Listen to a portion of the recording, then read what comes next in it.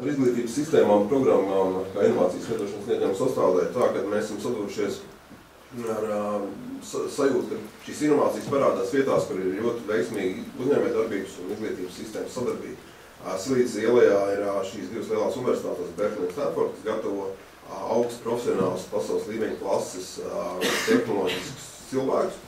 Un man personīgā pieredze tāda, ka mēs Latvijā šim manam projektam tā kā mēs sākām meklēt programmētājus, un mēs runājam ar studentiem, kas beiguši Latvijas universitātes. Gan vislielākās, ko jūs arī zināt, par šos programmētājus gatavojām.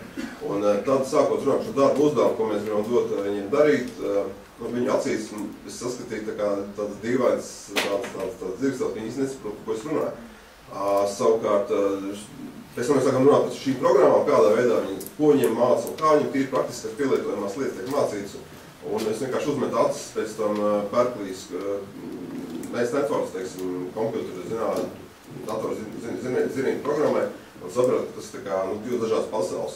Es to, teiksim, īsti cerības, teiksim, atrast tādus īsā laikā pārskatām augstu klases cilvēku, kas ir nesta izglītības sistēmas šeit IT industrijā, šeit Latvijā īsti tā kā nav. Pārsvarā visu, ko mēs esam atraduši, pašplūsmā, teiksim, mācījušies cilvēku.